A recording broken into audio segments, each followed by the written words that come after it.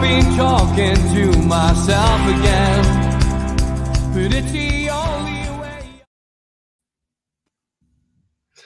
Evening everyone, and welcome to NUFC Matters for the 5-minute rant. This is your chance to have your say, so use the link at the pinned comment at the top of the chat if you want to pop on and let us know your thoughts leading up to the Everton game. How are you doing, Pete? Yeah, not too bad. Absolutely buzzing that football's back. So I cannot wait for the game tomorrow. Just excited to see all the new boys donning the shirt, and fingers crossed we get those 3 points. What about yourself? Yeah, I'm really looking forward to it. It feels like a lifetime since we've been to St James's Park. The 2 weeks, just honestly, it's dragged on and on. But yeah, definitely confident we can get the win tomorrow. Have you got a prediction for us, Pete? Of course, 3 points. Of course, you know I'm not even going to beat around the bush with it. I think I'm going to be saying every game for the rest of the season that we're going to win, just because we have to, and two, with Bruno Guimaraes, we've got a chance. We've always got a chance. Do you think we'll see the new players starting? Do you think we'll see Bruno? I'll be shocked if all 5 of them are not starting tomorrow night. I'll be absolutely shocked. Bruno Guimaraes has to start. For me, he's the marquee signing. Look, let's face it, it's what everybody was going to see tomorrow. Everybody wants to go and see Bruno play. So it would be a real shame if he didn't start. Big Dan Burn, I know he's had a problem with his toe. But come on, he's hard as nails. He'll be there. He'll be itching to start tomorrow night under the lights at St James's Park. Matty Targett, another one. It's interesting because he can't play next Sunday against Villa, so I think he has to play tomorrow night. And apparently Dummett's still not training yet, so the likelihood is he's going to play. Trippier, of course, he's our leader, and Chris Wood. Looks like we've got nobody else at the moment, so it looks like all 5 will start. To be fair, what do you think about Bruno? Do you think Eddie might kind of bring him off the bench? Yeah, I have a feeling that he's not going to start. I think we will definitely see him play probably in the second half, if not at some point towards the end of the first half. But I can't wait to see Bruno because I haven't seen much of him play. Obviously, I've seen the little clips and stuff, but never seen a full match. And the amount of praise he's had, people saying how much of a fantastic player, I just can't wait to see him. I mean, I can't see all 5 players starting, but I'd love to see it because honestly, I think we need it, especially in the defence. We need new defenders on that pitch. But anyway, I won't leave people waiting much longer, so we'll get the first guest on. We'll start with a familiar face, someone who's been on NUFC Matters before. Happy to welcome her back. Welcome on, Alicia. Hello. Hi. It's good to be back. Yeah, it's really good to see you. Of course, bumped into you the other day. It was nice to see you again. So, of course, we're playing... I can't believe I just forgot the team, Everton. Of course, we're playing Everton tomorrow night. So I think that's a massive 6-pointer game, a game that a lot of fans feel like we've got to win to help us claw our way out the relegation zone. Of course, Everton have just signed Frank Lampard as the manager. They're not on the best run of form at the moment, but that could give them a bounce. So what's your thoughts going into that Everton game, Alicia? That's what I'm worried about. It sounds daft, but I was more confident of us going into that game when Rafa was still manager. I kind of don't rate Frank Lampard as a Premier League manager. Don't get me wrong, he's done great things with Derby, but he really struggled with Chelsea, and Chelsea had a decent team that spent a lot of money. But I think we're going to get caught in this new manager bounce that teams always tend to have. They smashed Brentford the other day in the FA Cup. Yes, Brentford probably weren't trying because they probably want to focus on the league, but they still had a decent team out, and that's what worries me. But home advantage, we need 3 points. I can't not predict anything other than 3 points because I can't bear to see us even draw. We need 3 points this time around. Does it give you more confidence going into that game that obviously they are on a bad run of form, or are you worried about that Brentford result? Do you think that'll give them kind of a bit more ambition to go in and continue on that run that they've started? I think that's going to give them that push. But I think sometimes confidence, you can be overconfident. I think hopefully they are. I just can't bear John Pickford being smiling at 90 minutes. I think I would cry. I think I would actually cry if I ever seen that, if I had to deal with him. But I think we've definitely strengthened defensively. I can't complain with the signings defensively. Obviously, Dan Burn looks like he's not going to play anyway. But definitely left side, right side, I think we can protect that defence a bit more. Fingers crossed. I think Kieran Trippier has been absolutely brilliant, by the way, in the past few games. Total leader. He's been absolutely brilliant. And I wouldn't be surprised if he got the captain's armband in the summer. You know, he's been brilliant.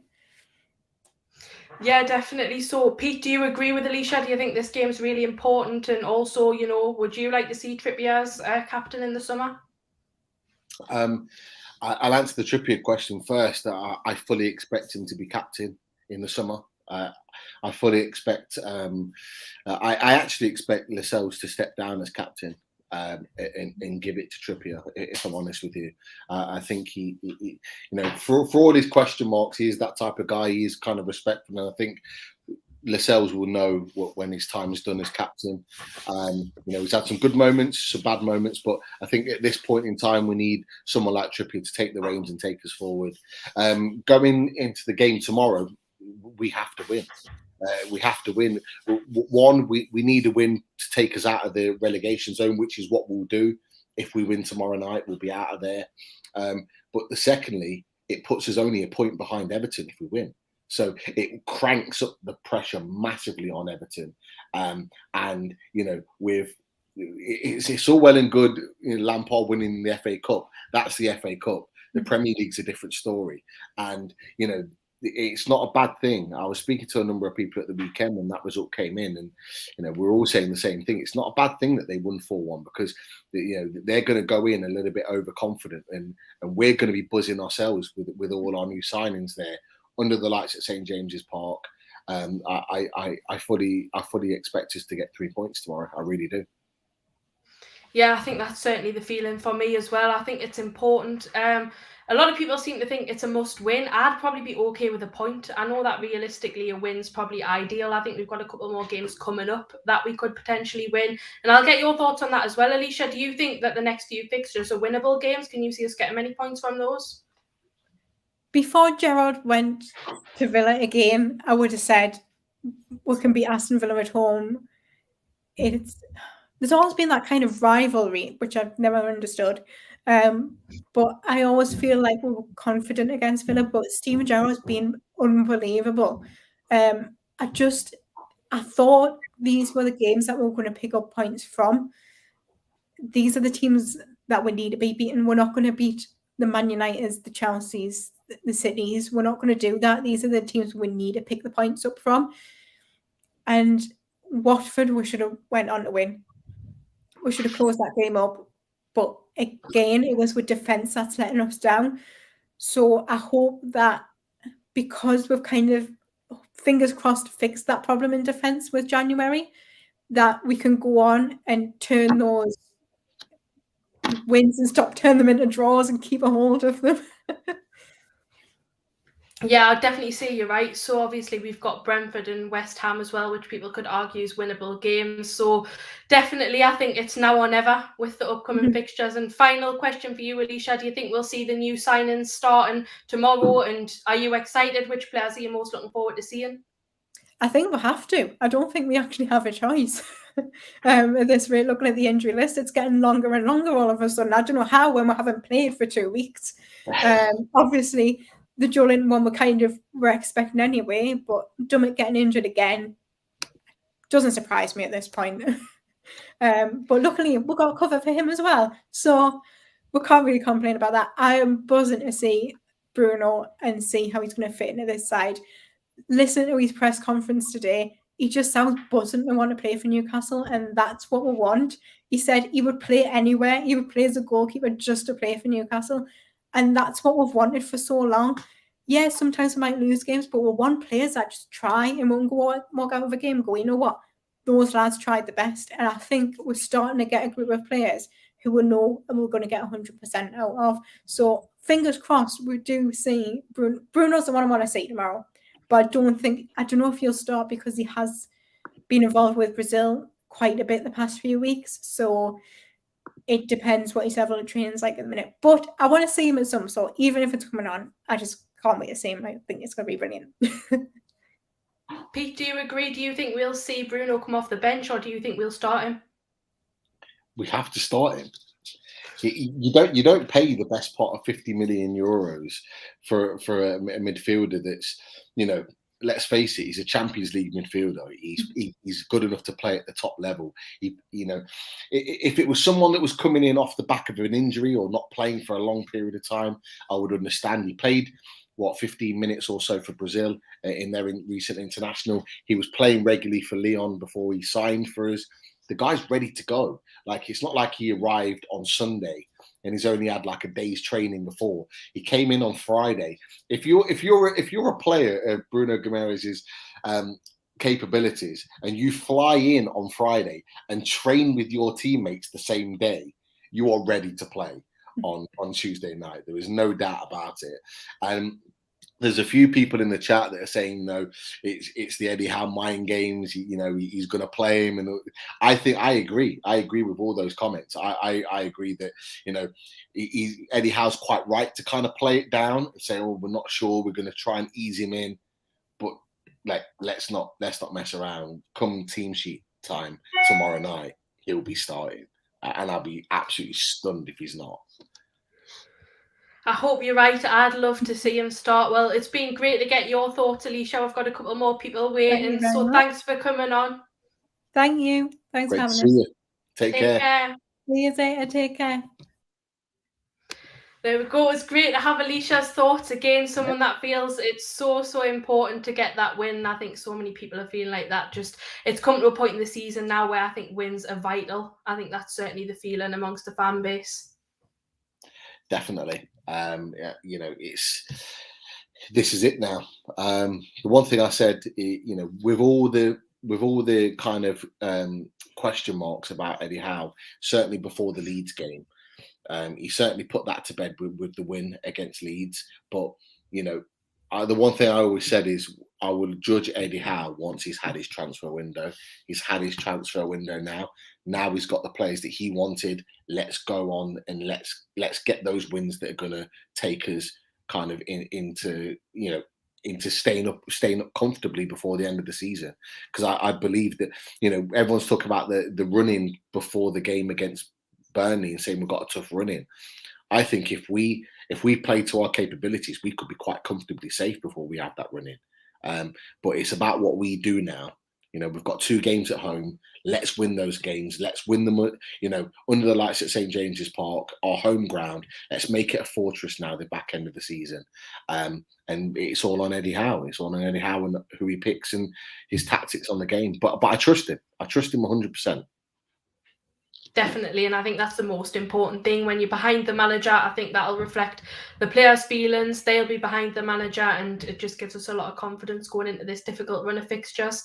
So we won't keep the guests waiting any longer. We'll get our next guest in, a regular, which is Jeff. Good evening, Jeff. Good evening. Sorry, I just unmuted myself there. Hello, No Pete. worries. Hello, Holly. How you doing? God, that was fun last week, wasn't it? It was like, Just a bit. by the end of the evening, it was like we're in a motel and people were just popping in and out of each other's rooms every so often. And you go, oh, there's Keith. Oh, look, there's Adam. And at the end of the day, but the best bit you probably was watching poor Adam being talked to by Keith. You're watching his head go end of the transfer window. Keith had a word, and I was having a go as well. So it was fantastic. Brilliant. So did you enjoy it? The transfer window? Oh yeah. Overall, I did. I thought it was fantastic. I mean, look, the deadline day. It'd be good to get Holly's thoughts on this as well. The deadline day, maybe didn't go the way we wanted it to. Certainly, with the flurry of action at about 8 o'clock in the morning, you thought this is going to turn into being an absolute monster of a window. Didn't quite my day. You wrecked my day. But look, we can look back over the last 14 years and and I don't think we've had a window like it. So there's no reason to complain at all. But like Holly, did you enjoy the window overall? What were your thoughts? 100%. I definitely enjoyed the window. I think on deadline day, it did feel a little bit crazy at first. You were thinking, oh my God, we're going to bring 10 players in. We're going to have a whole new team. It did die off a little bit towards the end of the day, but I think we would have signed more players if we were able to. Unfortunately, there was a few issues, especially with the likes of Lingard, Man U, and teams just making it difficult for us to bring the players in last minute. So, but yeah, overall, and I think from my perspective, being one of the younger fans who's only known Mike Ashley, it's got to be one of the best windows in my lifetime. Well, I noticed you say that, and this is sort of the point that was been made by Keith in somewhat more lengthily to young Adam, should we say, because I circulated that list of 38 strikers we were linked with to replace Andy Carroll. Tremendous. Anyway, what I wanted to talk about, because, well, we've got Pete here, I mean, why not, is tactics and stuff like that, and how you nutmeg people and all that sort of thing. Because we're now, he knows where I'm going, we're now in a much better position because they don't know what we're going to do. I mean, playing Newcastle was easy, right? And we all knew it. I mean, we are the world's experts in football. Nobody has seen more shit football than us, right? And so we don't need to be told that Wood's not making his run. We've spotted that. But hopefully we'll be able to watch them fix that problem. That's the interest. And I'm taking it game by game. I think, I'm expecting a shambles every week, but a better shambles each week, incremental changes, they'll get better and better. And we can watch them trying to, because how to outthink. I'm right up with Eddie. Yeah, you don't tell them anything, man. They don't know. They can't just knock a ball past Lascelles now, or just drop a ball past Richie. They may not be there, right? They may be playing to our strengths, because it's all about tactics and strategy. You've got all this stuff going on in front of you, knocking the ball that way, knocking the ball that way. I mean, previously they didn't know anything else. That was the next, what to do next. No idea, right? Right. The other day I was knocking the ball back in front of your eyes, right? Never go and do a magic show with anyone. You are useless, right? How do you use deception and distraction and misdirection with someone who's not paying attention? I don't know, because you were lost in an ecstasy of Frenchies. And young Chris was having a sort of Porthouse Blue as well. And I couldn't get your attention. I'm going, abracadabra. Anyway, do you know what that was about? Do you know what any of that was about? Because last week I was playing games with Pete, but luckily the listeners can't see that.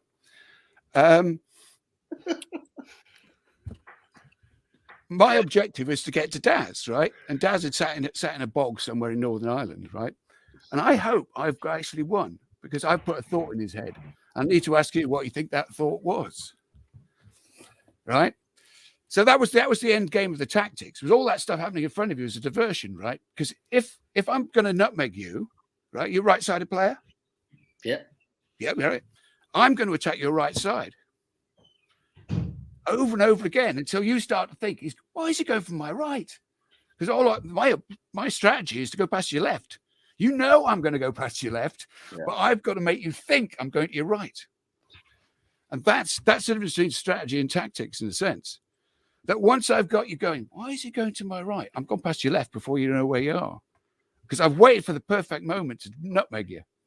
Because there's no point in nutmegging you and then just running into some other player, is there? Same in a boxing match. When I'm stuck down, because we're going to meet up again now, unfortunately, around the back of the Irish Centre. Right? And I'll have to get Holly to protect me. Because, I mean, Steve will tell you, right? It's a compliment, right? When you guys have got me in the alley, the first thing I'll do is hit you as hard as I can, right? Then hit Daz and run away, right? Because it's the last thing you expect people to do, because Daz will have shoved you out the front there, right? So my tactic was to get into Daz's head, right? And it's really easy for Daz, because Daz thinks he's clever. You think Daz is clever, and that is his weakness, just like your strength is your weakness. Because you think you're strong on your right side, right? And that's the difference between strategy and tactics. One last point. Go on. Anybody want some supreme entertainment? Any boxing fans out there? Anybody slightly interested in boxing, Steve? If you Google on YouTube, Freddie Starr, right, versus Muhammad Ali, right, you will see the greatest boxer in the world taken out in one punch, right, in the second round, right? Absolutely flattens him. And it's the best example I've ever seen of the triumph of strategy over tactics, because somebody's head had no idea what was happening to him. And incidentally, the objective was what's in this envelope. Okay, this is for Daz, right? If the thought in Daz's head's what's in this envelope, I've won. There you go. That elaborate ruse and all that stuff, because it's really hard. And and it was a nightmare because the bouncer came in and flashed the lights, right? And you can't hold the concentration for long, right? If you've ever done stage work, once they start flashing the stage lights, it's really hard. And your brother is quite a big guy, and hold his attention, right? Hold him on the wall, dropped him. You weren't quite hard for you, but big guy that brother of yours, and I lost him, bang, and terrible. So, did you enjoy that? What do you think's in that envelope? What do you think I've put into Daz's head that's in that envelope? I'll be honest, I've got no idea. But nobody has any idea what's going on. It's terrible, isn't it? I'll find out from him. Did you mention it? Did you say I'd got my own back on him? Did you mention it to the little fella? No. Oh, Daz didn't know I did all this stuff for you. Oh no, he did. He did. All right. Oh God, thank God for that. I mean, I went all that trouble to get my own back on Daz, right? And if you weren't going to tell him I'd gone to all that trouble, there's no point in me doing it, is there? Because he's not going to get the thought in his head that I want him to have in his head. No. So what did he tell you I did? No, it was about the thing that I told Daz was about the bet when we had the takeover. All right, but you didn't tell him what the stuff about the screen, all that stuff with your picture. That I did No. that. Oh, I did that because you put my picture up on your show. So I put your picture up on my show. Oh, Rather Holly's show. Okay. Oh, I've lost you already. Bloody hell! You really did. I'm. You've had a tough day, I know. Yeah, I have. I've got to be honest. Loaded mixed ability group, right? Like that. Well, if I'd known, I wouldn't have bothered nutmegging on that side at all. I would have just gone straight down the left, you know. Oh, brilliant. But okay, so right. Sorry, yeah. Sorry, what are you thinking about tomorrow's game then? Do you think? I think they haven't a clue what we're going to do, and nor have we, right? Which is a fantastic advantage. That tactically they don't know what we're going to do, and the longer we keep it that way, the better. Because we're not the only ones who can see what's going on.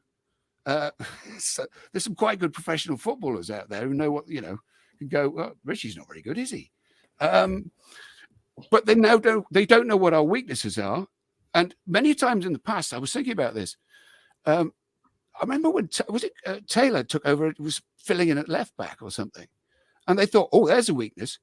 And they just kept bombarding him for ages with balls out the sky. And he was perfectly comfortable with them. Thank you very much. Same with Dummett. Anybody thinks they can target Dummett, go ahead, please. Dummett's our weakness. Yes. Our left side. Please target our left side. We're very weak there now.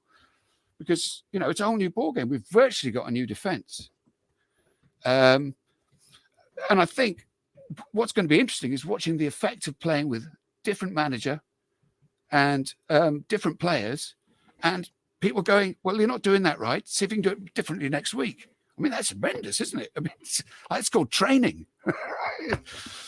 It's going to be very interesting. And I'm definitely taking it one game at a time. And I'm going to judge Eddie Howe after next year's pre-season. To be fair, he's inherited an interesting bunch of problems. We can see how he solves them. But after pre-season, he'll have the fitness that he wants. He'll have the conditioning that he wants. Everyone might be fit, which would be a start. And I think next season I'll judge him. Never mind your 10 games, Pete. I'm going to judge him next season. Okay. That's a fair point. And it's an interesting point that you've made, actually, about the game tomorrow. The fact that, Everton are not going to know, anything about Newcastle. Because, me and Holly, we were just talking about, whether we think all 5 players are going to start. And I think they will. And I think that kind of, it does kind of play into our hands a little bit because... Yeah. The whole rest of the season. The whole rest of the season, we're keeping them guessing. Because we now have different tools in the box. We can swap it around. We don't have to play. We don't even have to play Shelby every game. Yeah. Right. We can do tactically a lot. We've got more interesting tools in our box. No pun intended. So, all this stuff about what can Wood do. Well, Wood can do all sorts of interesting things that other players can't do. And I'm not into direct replacements necessarily. I just want some interesting stuff that I can get out the box and go, oh, look what we've got. Because they can't see in our box necessarily, because we get the lid closed and we don't talk about it, among ourselves. We just keep it all secret. Yeah. Yeah. With any team. So, for example, we're preparing to beat Everton tomorrow night, and we would be preparing. We'd be looking at what players are going to play, how we're going to play through their midfield, for example. We don't know whether Dele Alli's going to start, whether Van der Beek's going to be playing, or whether they're going to go with Andre Gomez, who played at the weekend and supposedly played okay. But, if they're looking at where they're going to get in behind, just like you said when you talked about the left-hand side with Taylor and Dummett, they don't know who's going to start, whether it's going to be Matty Targett, whether it's going to be Manquillo. They don't know who's going to start. They don't know if Dan Burn's going to start. And I think this is where a lot of the people in the chat tonight have kind of cottoned on to Eddie Howe's kind of mind games in the way. Yeah. I'm right up with it. I've been playing mind games. I've been trying to demonstrate how you use mind games. And seriously, go and watch Freddie Starr take out the greatest boxer in the world. And he is just a conjurer. His performance is just tremendous. Don't watch it now. You should be watching this. But it's just that they don't know which way we're going to nutmeg them, basically. And I'm not. Increasingly, as fans, we can concentrate on our game. We don't have to worry about what they're going to do so much. Certainly not next season, because it's all, well, if so-and-so wins this and we get that, and if Dele Alli's fit, and if he's, Sodom, they're going to have to play our game in future, because I rate Eddie. And if anybody say, oh, we'll have to get a proper manager when we're a Champions League, I'll come around and take the bricks out from under their car.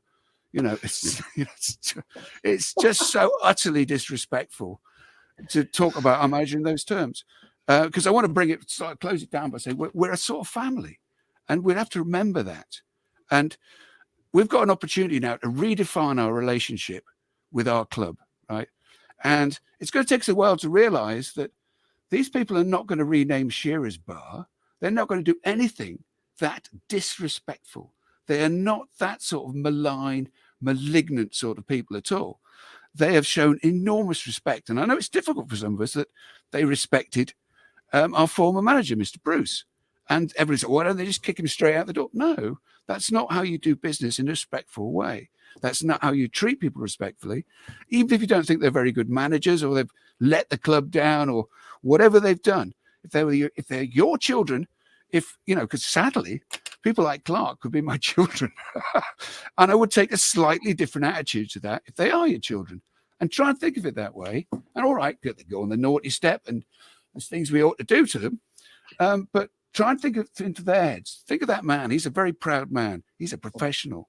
And he's going through some difficult times. And he's with his mates in the dressing room. They've been fighting in our family for a long time.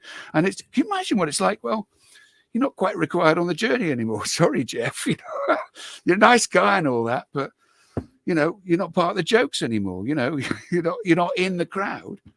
And I'm an Irish international. Tough shit, Try and remember that when we're being rude about these people. I don't mind a bit of technical criticism. They're all entitled to that. But that's about the nice thing I want to say. No, I think you made some good points. After you confused the hell out of me for about 10 minutes, the points you made about the game were absolutely spot on. You know what, Jeff? I'm not the only one that's confused, because I know from yeah. I know that, but we love you for it. Well, it's a strategy, isn't it?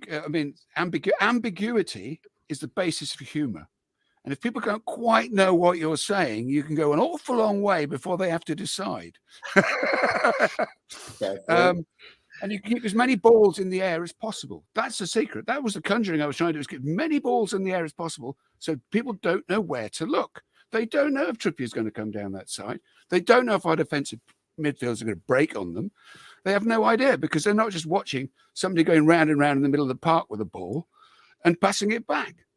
They can do that. No reason why you can't do that. You can go round and round as much as you like, as long as you've got some plan, some idea, some objective as to why you're doing it. You're not just knocking the play back side to side. Now, I think I lobbed your goalkeeper, right? And he hasn't even realised the ball's back on the spot. And you guys haven't even turned around to realise the ball's in the back of your net, because I reckon I know what's in that envelope, which is in Daz's head. So, have a chat with Daz. I'll certainly find out for sure. But before we let you go, prediction for tomorrow night? Score prediction? I have been brilliantly successful in getting it wrong every time. Though last week I said it would involve a 3, and that was as far as I was prepared to go, and I was right. We got 3 points. Right. This time it's going to involve at least a 3. Okay. So what we're going to do with the 3, I don't know. Probably 3 at the back, something like that. Anyway, I'm not going to jinx it by saying it, because I'm just going to watch the game. And the weird thing is, if you watch the game and I just score it, so and so's done this, so and so's done that. You have a symbol for something, and you look through it, and you go, that was really good. And we are attacking or doing something on your notes about every minute and a half. I write something down every minute and a half. That is a hell of a different ball game from what we used to do. I'd have a sheet of paper, and you find yourself watching the opposition. You think, that's good. Oh, I'm watching the wrong side. Oh God. Now I'm really intent on what they're doing. Watch them closely, right? Somebody's been talking to them, and see what you can see. See if you can see the tactics. See if you can see the strategy, and tell the difference. It's a very interesting world, and it's so good for Pete. So good for Pete, because he's got all this stuff in his head, all these interesting players. He's been watching this stuff for years. And now Holly, God, you're so lucky. You're going to have such fun, right? Yeah. Because I always think of you as the army. I would never describe myself as the Toon Army, right? Bag, maybe. Toon Army, no. Because you're the frontline troops. You're the Royal Marine Commando Club, who actually go out there and hurl themselves at the terraces. And I think of you as the Toon Army would include the home fans, but you guys are the real commandos, and we're just the support troops, and we're there to sort of pass you a cup of tea, make sure you're going to hammer, and tell you a joke occasionally, cheer you up. I'm sort of OC mad entertainment as far as I'm concerned. And what's been interesting is that COVID has brought us all together, because we're all stuck watching the same nonsense. Right, same latent nonsense, latency issues. Never watch it online with anybody else. They're all going, way, and you go, what are they going way about? But that's it. We've all got together, and out of this tragedy of that has beset us all, and seems to beset us every week, to be quite honest. We've come out of it a lot stronger, I think, as a group of people. Yes. And I want to big up Holly. I want to big up all those guys who go there and sing. First thing I write down on my sheet normally is, bloody hell, you can hear those fans. You out-sing everybody. And it's not for us to say we're the best fans in the world, because I don't actually think we are. I have a group of fans. That's an interesting question. Who are the best fans in the world? Apart from us, obviously. Who's the best fans in the country? Take it off somewhere else. Who would you say? Who are the best fans? I know who I'd pick. There's a few decent fans. Come on. There's a few decent fans. Come on. I mean, not just your second team. There must be some people you go, God, those guys are good. I really admire them. I don't necessarily like the football club, but you like the fans. Who would you pick as being your best fans? The guys you'd want at your back, right? Because we have to look after each other. I'm thinking of atmospheres. Crystal Palace is not bad. Yeah. They've got that stand behind the goal that they get it rocking, and it is rocking when they really get it going. So they've been quite impressive when I've been to there. Who else? Well, you can only have one. You can only have one. Sorry, Holly. Leeds are decent. Their football's been pretty decent. What about Holly? And you're only allowed one. Come on, Pete. You've got 3 already. What about Holly? Because he could come straight to your head, man. It should be who do you want? Who's the guys you admire apart from ourselves? Because you can't do that. It's not very English. It's very American to say we're the best fans in the world. Leicester. Who would you Pete? pick? Sorry? No Leicester. Pete. Leicester. No chance. Leicester are not up there. Oh dear. What were their classes? I think the guys at Anfield might be shocked.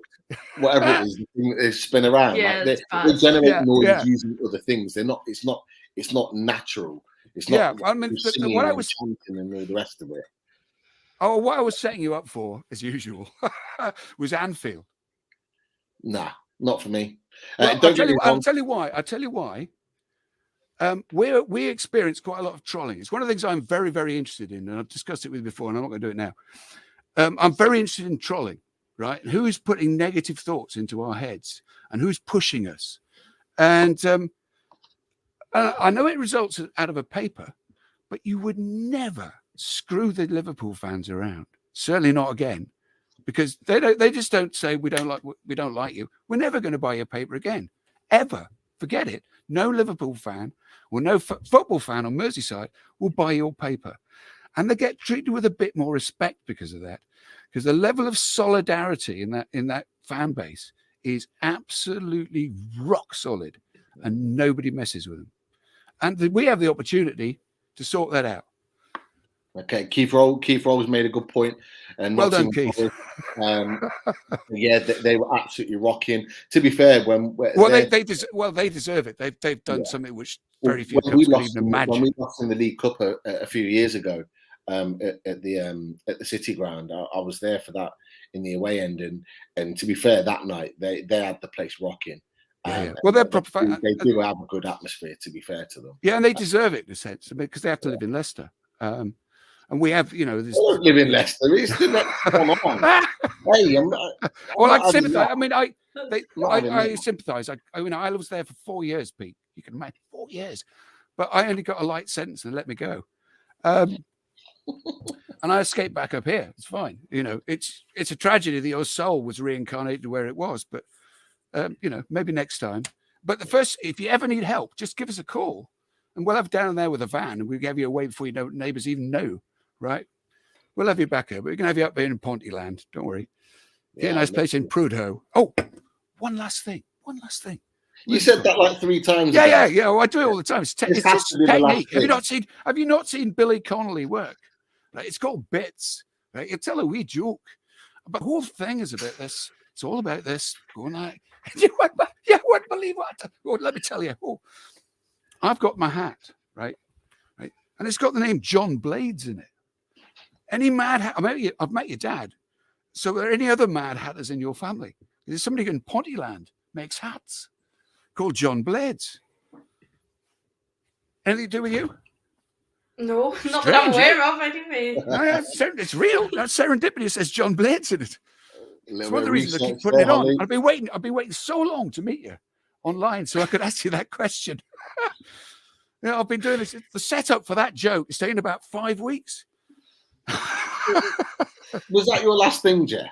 Yeah. All right. Okay. Right. Because I know that Tony is going mad waiting to get on. Right. He's been waiting for 20 minutes. Yeah, 5-minute rant, 20-minute rant. Guys in the chat are confused. But look, we're lucky that we love you, because otherwise you'd have been cut off about 10 minutes ago. But no, there were some good points in the absolute in the madness that you've just. I'm glad you noticed. Given us to us for the last 20 minutes, but we'll leave it there. Massive appreciation for jumping on, as always, Jeff. Always a regular, and pray for 3 points tomorrow, and hopefully we're talking about 6 points the next time we see you next week. Hopefully, great to have you on, Jeff. Right, thank you. Bye. Bye. Right, we'll not keep him waiting any longer. I think we'll just bring Tony straight in. I know the feeling. Hoping that Tony's got some football points for us and not any madness, because my brain is gone. Hello, Tony. Hi, Pete. Hi, Ollie. My brain's mashed with that, I tell you now. I was like, what the hell? I could see you in the back every time Jeff was going on to the next point, just like cracking up laughing. Brilliant. He's brilliant, though. He makes you laugh. He does. Great guy. But yeah, I'm coming up to football points. Don't you worry about that, Holly. Good stuff. I need some normality after that. Oh God, yeah. I'm dying to know what's in that envelope, though. I think Have we never found out? No, we I don't didn't. think we ever No. will. I No. don't think we'll ever will. No, exactly. Yeah. Yeah. So going back to last week, transfer window. I think it's been a great window. Can't complain. I've seen some fans having a bit of a moan. I just think, do you know what? Wake up and smell the coffee. We've spent over £90 million. When did we do that under Ashley? Never. So it's a reality check. Yes, we would like to have gotten a striker in or an attacking player. Unfortunately, that didn't happen. So we just go with what we've got. And I do generally think we've got enough to stay up for this season. Yeah, definitely. Yeah, that's great. I mean, I think for me, obviously, most people know on NUFC matters that I've just felt like we're not going anywhere. But I think most people's got to have more confidence after that transfer window. And I've got to agree with you. I think it's a fantastic transfer window in comparison to any other window under Ashley. I mean, we got the table up the other day on NUFC matters, and it was like a net spend of like, what, $0 million for most years in a row. And then you just got this 92 million, and you just think, wow, it's like one of those pinch me moments, you know? So Pete, do you think we've got enough to stay up now? I know you've always been quite confident. Yeah, always been confident that we'll stay up because we were having our worst period during the previous manager and in early on in the season. Teams have done that years upon years. You go back to Palace, you go back to Everton back in the day, you go back to Villa, and so many other teams, Southampton, and you think like by November, December, they're gone. But all of a sudden, you see like a change in fortunes, start to put a few results together. And by the end of it, these teams tend to stay up relatively comfortably. And it goes the opposite way. So we were looking at Brentford thinking they're going to stay up comfortably. Everton, yeah, no problem. Leeds, no problem. Now look, we're one game away. We win tomorrow. We're 1 point behind Everton. That would take us, I think 5 points behind Brentford. We've got 2 games in hand on Brentford as well, which people forget. So we win those 2 games in hand, it puts us 2 points behind. If they keep losing and we keep picking up points, we'll be ahead of them. It brings them back into the race. There's no reason why we can't stay in the league this season. And look, I would have said even before the transfer window that we had just as strong a squad, if not better, than Burnley, Norwich, who's the other team? I forgot who's down there. Burnley, Norwich, Watford. Sorry, I would have said our squad of players were better than them. Now look at what we've added to that. Yeah, you know, I'd be saying for me, I think our squad of players is better than Leeds. Leeds play a unique style, but I think our squad of players are better than them. I think our squad of players are better than Brentford. Now, yeah, we just got to show it. Thing is, though, Pete, I mean, you look at you look at Norwich. They haven't brought anybody in January at all. Yeah. And obviously they let Cantwell go to Bournemouth on loan. Good point. So they've brought nobody in. I watched that game on Saturday between Burnley and Watford, and what a dreadful game that was. And that was a 0-0 draw because technically they were 2 poor teams. They were absolutely shocking. Yeah. And I didn't think any team was going to score anyway. Even at half time, I thought, well, this is going to be a 0-0 draw. It's got it written all over it. And the thing is, Burnley have now only got 2 games in hand on us, so they're not even catching up because the 2 games they had previous, they drew their games. So, and they're just, I think they're going to be the one team to go straight down anyway now. I think it'll be them. I think Norwich will go with them because I can't see Norwich staying up. And I think it'll be Watford. I certainly think we can get 3 points tomorrow night. Yes. Okay, they've got Lampard in. They played against Brentford on Saturday. But I watched the highlights of that goal. And to be honest with you, the Brentford defence was all over the place. And to be honest with you, that was easy pickings for any team. Yeah. You know, that defence was absolutely dreadful on Saturday. Brentford have lost their last four games in the Premier League. 5 if you include the FA Cup. Yeah. They're in free fall at the moment. If you look back at their recent results, that they are falling like mad. And the one thing that we need to do that we haven't done previously when we've played Norwich, when we've played Brentford before, is we need to take advantage of that. If teams are in free fall, we need to be picking up points to put them under even more pressure. Because I believe that in the second half of the season, I don't know if you guys can ever remember Hull City when they got promoted. I think it might have been the second time round. They were having a fantastic season, and they were like top 4 at one point. I think even around Christmas time. And then the second half of the season, they fell flat. I think it was a season they stayed up and we went down. But their downward trajectory was just unbelievable, and that's what a lot of teams do. A lot of those newly promoted teams, like Brentford, they have that adrenaline rush the first half of the season where they're just picking up results, and they're surprising teams. You go back to the 3-3 against Liverpool and on the season at Brentford's home ground, it's like, everyone thinks, oh, they're going to stay up, and then they just start to free fall. Brentford are going to do that again. I remember Huddersfield. I think it was Huddersfield beat us. The season we got promoted, the same as them. They went playoffs. We went through the Championship. We won the league. I always remember when we played Huddersfield, they beat us at their ground. I think it was the second game of the season. And I always remember Sky bigging them up. Yeah, they're going to stay up. Newcastle in massive trouble, blah, blah, blah, this, that, and the other. What happened?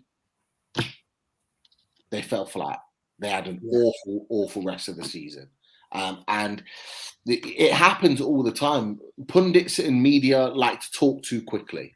I think we'll be okay. And I think Brentford will fall. I think Everton will fall. I think Leeds will fall. And what you'll find is it will turn from not just kind of a four horse race, like a team of league of 4. You'll probably turn into a league of 6 or 7. Very I totally agree. I mean, the other teams now below us must be looking at that and see, well, even Norwich as well. And they're obviously looking at us now and thinking, well, hang on, they've just spent £93 million on players. And we've improved our squad massively now. And I mean, Bruno adds a lot more to the midfield as well. I mean, I didn't see the game live because the Brazil game, because it was on like 12:30 midnight. And obviously I was in bed for work. But I saw the highlights of it, and what he did when he come on, he looked absolutely brilliant. And he even had an assist as well. So I'm looking forward to seeing him play, and I hope he starts tomorrow night. He's got to start, really. He has to start. I mean, people are saying, oh, he's just come back from Brazil. But what they forget is he actually flew from Brazil to France first, spent 24 hours in France, and then flew to us the next day. Yeah. So any jet lag should be out of his system by now, I would imagine. Yeah. And he seems to be ready to play tomorrow as well, after seeing his press conference today, which he spoke really well. Yeah. He was looking for the challenge. It's going to be an interesting one. The one thing I'll ask both of you is, what formation are we going to play? Because I think we played a 4-3-3 against Leeds. Are we going to go that way again? The conundrum, providing that Dan Burn plays, is who's going to start at the back. Is it going to be Schar? Is it Lascelles? Could they potentially go all 3 and play a sort of a 3-5-2? What are your guys' thoughts on that? Like in terms of the formation and the setup of the team? I'll let Tony answer first. Yeah. I personally think he'll stick with the same formation as he did against Leeds, the 4-3-3. But I mean, if I was to put anybody in centre half, I know it's dropping Lascelles to the bench, but I would rather put Schar there next to Burn if Burn is fit to play, depending on how his septic toe is. But if Burn is fit to play, I would put Schar there because Schar had a great game against Leeds. And if you drop him to the bench now, that's like saying, well, sorry, but Lascelles is club captain. He's automatically got the right just to come back in the team. Well, he should come back in the team on form. So, yes, I know Lascelles sort of had a few good little bits in that game, but not as impressive as what Schar was. So I would leave it as Schar there, put Burn in, Obviously, going to have Targett left back, Trippier right back. And we've got 2 players who can get down the wings as well. And, and Targett's a great player. He's not a bad player at all. I mean, he was Villa's Player of the Year last year. It's only because they've brought Luca Dean in. Obviously, he's pushed down the pecking order. So to get him on loan was a great move. Yeah, no, it's an interesting point, Holly. If you're thinking about a tactic tomorrow, a system, what do you think we're going to go for? And do you think there's a chance? I mean, Dan just put it in the chat. Do you think there's a chance that he plays all 3 centre backs? Maybe because he can't decide on which one he wants to put on the bench. I don't think we'll see all the 3 centre backs playing. I personally think, obviously, likes of Lascelles will probably stay in the team, obviously with him being the captain. I think Schar will probably keep his place because he did very well against Leeds. I think it's fair to say. I honestly can see us going with a 5-4-1, and I hate that formation. It's not what I want to see us play, but I think because of how important the game is, I think that it's just going to kind of put the pressure on Eddie Howe to make him feel like he's got to play that. And I know we're at home and everything else, but we do concede goals very easily. We have throughout the season, so I think you'll just want that kind of just that peace of mind that we've got the 5 defenders at the back. But I'd like to see us play 4-4-2, and I really want to see Chris Wood with Dwight Gayle up top. I want to see that strike partnership. I think it's the only way we're going to get real goals out of this side, but I just can't see that happening. Yeah, it's an interesting one, Dwight Gayle. What do you think, Tony? Do you think Dwight Gayle is someone that should be brought back into the team? Well, I agree with that, Holly. I mean, and if you look back on other shows, Supermax been saying exactly the same. Dwight Gayle should be playing up there as well. And he keeps saying, why isn't Dwight Gayle coming into the team? What's going on? And I agree. I mean, if Dwight Gayle plays off Chris Wood can knock the ball down for Gayle to run onto. So why not try it? What's that? It's not going to harm anything. We haven't got Callum Wilson for, it looks like a bit longer than what previously thought now. Because I was originally thinking, he'd be back for Brighton, but looks like it's going to be well after that now, possibly April. But I would definitely play Gayle. Yeah, why not? Use him, he's there. Give him a chance. Can't do any harm, can it? Yeah. The only worry is that at the moment, with the way we're set up at the moment, is that if you're playing both, we actually haven't got a striker to then come off the bench unless we're looking at the young lad in the under-23s who's having a really good season. And I know he's been training with the first team, but that seems to be the issue, is that if you're going with them, you're kind of sacrificing the opportunity of bringing someone off the bench, or if you're going to bring one of them off, you're going to have to change your style and setup in order to accommodate whoever comes on the pitch. But it's an interesting point.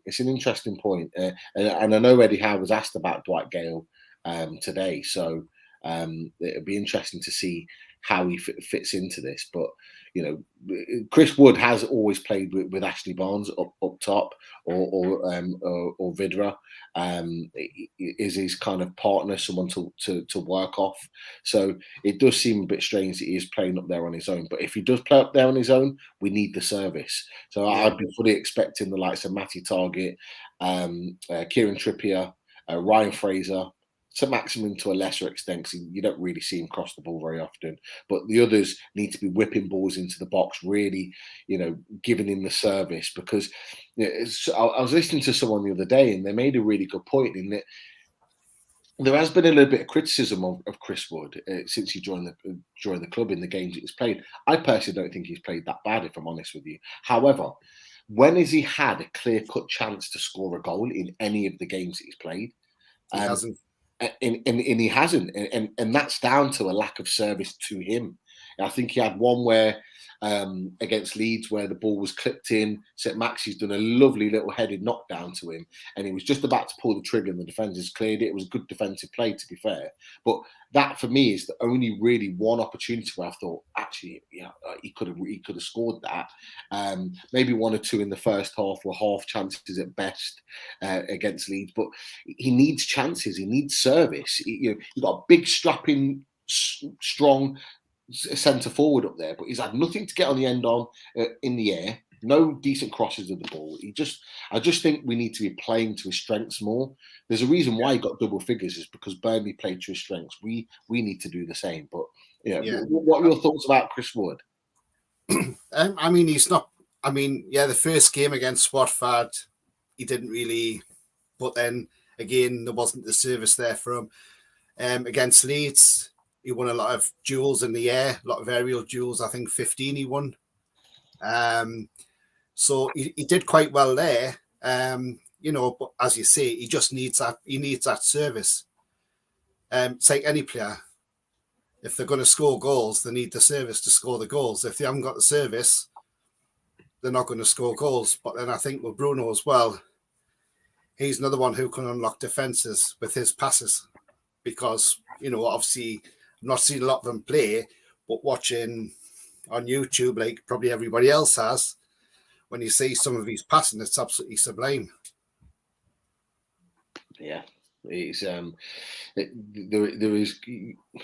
I mentioned it before, and I'll say it again. I think I said it on the Deadline Day show when they did the 5-minute rant.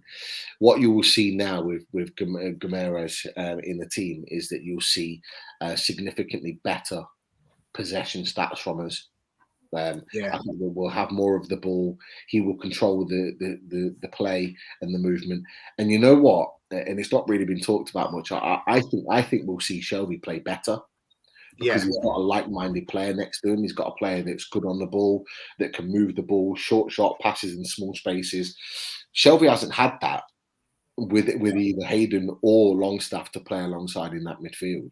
Or he's had someone that's not a centre midfielder in Fraser or Almiron playing alongside him in a midfield three. You've got a genuine midfield player, that wants the ball all the time, that wants to keep it ticking in midfield, that wants to control the game. And I think someone like John Joe Shelby is gonna thrive off that. I really do. So I'm excited to see not just Guimaraes play, but how he's going to improve with the players around him. Willock could be another one. We haven't talked about Willock. He could be another one that could really benefit from Guimaraes' creativity, finding those passes. But just saw Tim C's question there, and he sort of said play Willock a bit further up, and it's a good point where he's made. Yeah, you could give him the license to make those runs into the box and get in and around Wood. So if it's being played up to Wood up in the air, if he holds the ball up or gets the flick-ons, you would be expecting Willock to be making those runs in and behind. It's a great point. It's a great point. I mean, I've got another interesting question, which I'll give to you and Holly. And now, Dylan Stevenson, obviously what we mentioned, this youngster who's been banging them in the under-23s and Premier League 2. Now, would you bring him and put him on the bench and then say maybe give him the odd 15 minutes here and there to see what he can do? Because he can't do any worse than what Gayle is, can he? And if he's goal scoring's good in the under-23s, I know it's a different format and it's a big step up to the Premier League, but the only way you're going to get these youngsters to play is by trying them. What do you think, Holly? For me, I don't think now's the right time to give youth a chance, and I get what he's saying, and I think it's a good point because and not necessarily that I don't think Dwight Gayle's good enough, just the fact that I don't think he's been in favour under Steve Bruce, and I also don't think he's been under favour for Eddie Howe. So he's just not been given that chance. I think when he has came into the side, he's actually done okay, and I don't think we can judge him too much because we haven't seen fully what he can do. I think he's came into the side, he scored goals, and then he's been put straight back on the bench as soon as someone like Callum Wilson becomes available. So it's not really fair on him, but I don't think he's going to be given that chance. It's so important for the rest of the season that we stay up. And to put that much pressure on a youngster, I just don't think the timing's right. But certainly in pre-season, give him a run out there and see how he performs. And then obviously maybe next season, that's a possibility for me. Yeah, true. But I still think we'll stay up anyway, without a doubt. Don't panic, Holly. We'll stay up. I know you keep thinking, oh no, I think we'll go down, but no, keep the faith. We'll stay up, Holly, because like even Steve said last night, as Malcolm Supermax says, do your games in blocks of 3. And like Steve said, the Everton games are last of that block of 3. So if we get 3 points tomorrow, that's 7 points out of that block of 3. And then you look at the next three, which is obviously Villa, West Ham, Brentford. Yeah. I'm not convinced ideally, yet, but I will be, hopefully. Yeah, but then if we win tomorrow and win on Sunday, we're on to 21 points, and it looks a hell of a lot better then. True. And things look a lot rosier. It's always nice to be surprised. Well, exactly. You just don't know, do you? Yeah, definitely. I mean, you know, who thought Middlesbrough would have gone down to Man U and beat them on their own turf? Great point. On penalties as well. Yeah. And every single penalty Middlesbrough put away was fantastic, wasn't it? Yeah, but they fully deserved to win it in 90 minutes. Yeah. The amount of chances Middlesbrough created, you would have thought they were also equally a Premier League side, and I'm not surprised. Chris Wilder's a fantastic manager. He is. Yeah. He is. He would have been someone I would have been happy with at Newcastle if we'd have not got Eddie Howe, to be honest with you, because I just think he uses class. He has a certain way of playing. He demands a certain expectation of his players.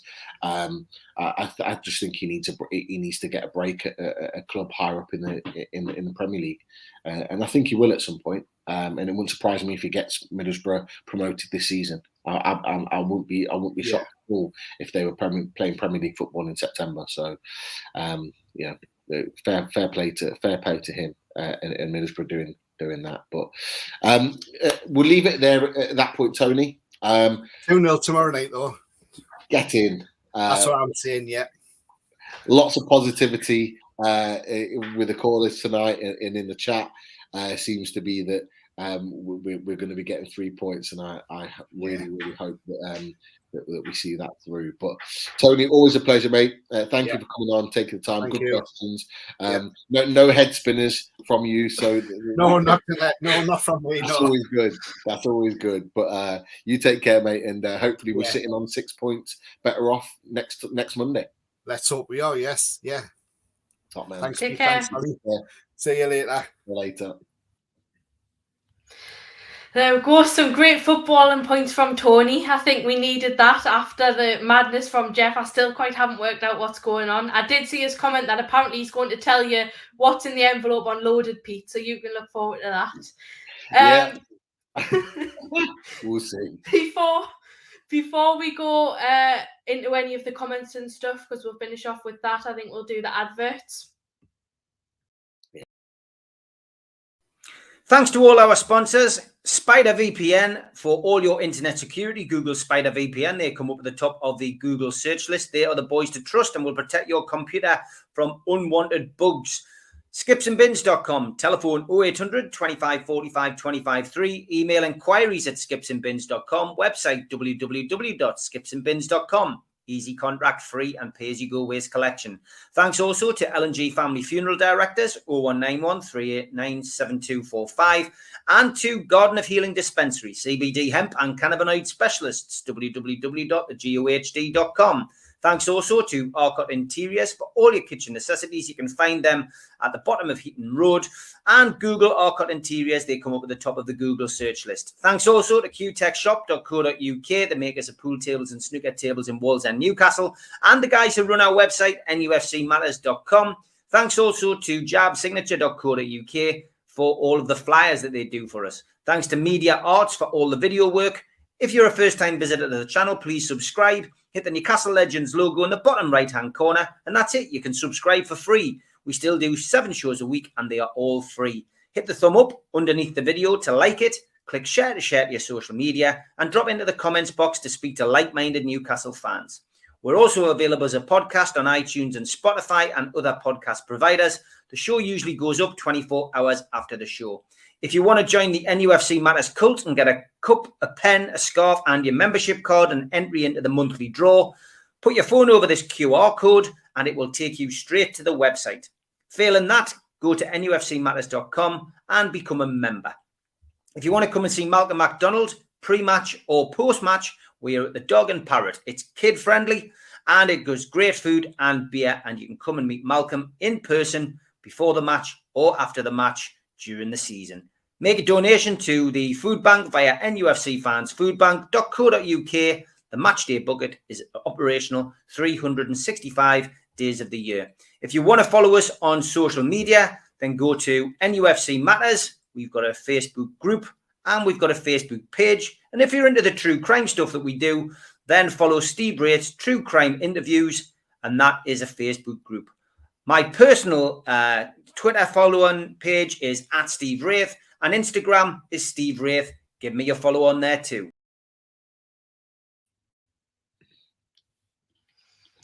There we go. We're back. So I think we'll go straight in with some of the comments. First, we've got from Tom Dixon. Callum Wilson out for the last few games of the season. Do you think we should get the likes of Diego Costa, or would you rely on Wood and Gayle? So, obviously, the transfer window is now closed, so we don't really have much of a choice, unfortunately. But look, for me, I think we wanted a striker. We tried very, very hard to get a striker in that would score goals, and I think up until the last minute, we were confident that we'd do that. Unfortunately, they all seemed to fall through. I think Lingard was probably the main target, and although he's more of an attacking midfielder, he still would have done the job of scoring goals, and that's what we're lacking in that side. So Wood and Gayle are obviously pretty much the only options we have up until Callum Wilson comes back, which is a bit of a worry for me anyway. You'd like to think that the midfield can start to chip in with a few more goals. I think obviously with Bruno in the midfield, I'm hoping that sparks Willock, because we know that he's got a goal in him when he's in good form. Obviously, he struggled this season, but like I said, I'd be happy with Wood and Gayle up top, because I think that that would work well. Wood on his own is no good for me. I just think as isolated, one up top striker, it's never going to work. He's not going to get the goals. So it's the only realistic option we have. I just don't think Eddie Howe is going to play that system, and I can't see Gayle ever getting a chance in this team again, which does, upset me to say that, because I'm not a big Dwight Gayle fan. I think we can do better, but this season, there's no one else there for me, Pete. Yeah, I'm inclined to agree. I actually, the only thing I will say differently is I do think Wood will come good. I think Wood needs a little bit of time to settle in. He's been at Burnley a long time. The players need to get used to the way he plays and playing to his strengths. It's only been 2 or 3 games. I think although we haven't got time and we need it to be instant, players do need to kind of that little bit of a bedding in time. And I think, the 2 weeks away, from playing matches, the week away in Saudi Arabia, I think will help that and be able to build a little bit. And I think him coming back into the team and knowing that he's going to play regularly now for a number of weeks with Callum Wilson being out most of the season, I think will help. Look, Wood can score goals. He's proved it over the last 4 or 5 years in the Premier League, and I do trust that he'll get the goals that will help keep us in the league. With the Dwight Gayle situation, the fact that 3 managers have had the same issue with him, Rafa Benitez, Steve Bruce, and now Eddie Howe, it kind of gives me the opinion that the issue is not necessarily with the manager and it's with the player. Now, I think I remember on the Matchday Lives over a year ago, I remember saying about Dwight Gayle. Dwight Gayle was never ever the same when he went on loan to West Brom and we got Rondon in. He was all action. He loved the club. You could see his enthusiasm and passion on the pitch. When he got that loan and then he came back after the loan and was back into the fold, he never looked the same. His attitude was never the same. He doesn't give much on the pitch. I mean, I think the last time he had a run out was when he came on against Man United. And honestly, he looked an absolute disgrace. He looked like he couldn't even be bothered to be there. And we were trying to, push for the win at that point. And you would have thought he would have had something to prove, wanting to get on something, try and score a goal. He just didn't look at the races at all. And I think, he's stuck on a 3-year contract because Mike Ashley just wanted to keep him.